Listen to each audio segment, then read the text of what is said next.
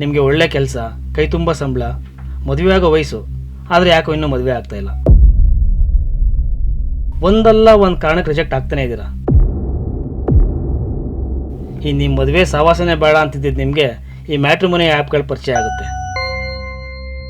ಆ ಆ್ಯಪ್ನಲ್ಲಿ ಒಂದು ಹುಡುಗಿ ಪರಿಚಯ ಆಗ್ತಾಳೆ, ತುಂಬ ಹತ್ರನೂ ಆಗ್ತಾಳೆ. ಎಷ್ಟೋ ಸತಿ ಇವರಿಬ್ಬರು ಭೇಟಿ ಆಗಬೇಕು ಅಂತ ಅಂದ್ಕೊಂಡ್ರು ಸಾಧ್ಯನೇ ಆಗ್ತಿರಲ್ಲ. ಒಂದು ಸತಿ ಆ ಹುಡುಗಿಗೆ ತುಂಬ ಹಣದ ಅವಶ್ಯಕತೆ ಇರುತ್ತೆ. ನೀವು ಕೊಡ್ತೀರಾ? ಯಾಕೆ ಹೇಳಿ, ನೀವು ಆಲ್ರೆಡಿ ಲೋವಲ್ಲಿ ಇರ್ತೀರ್ರಿ. ಹಣ ಕೊಟ್ಟು ನೆಕ್ಸ್ಟ್ ಡೇಗೇನೆ ಮ್ಯಾಟ್ರಿಮೋನಿ ಆ್ಯಪಿಂದ ಆ ಹುಡುಗಿ ಪ್ರೊಫೈಲ್ ಮಾಯ. ಏನು ಮಾಡ್ತೀರಾ? ಹುಡುಕ್ತೀರಾ, ಆದರೂ ಅವಳು ಸಿಗೋದಿಲ್ಲ. ಅವಳು ಸಿಗೋದಿಲ್ಲ ಅಂತ ಸುಮ್ಮನೆ ಆಗ್ಬಿಡ್ತೀರಾ? ಮತ್ತೇನು ಮಾಡ್ತೀರಾ ಗೊತ್ತಾಗಬೇಕಾ?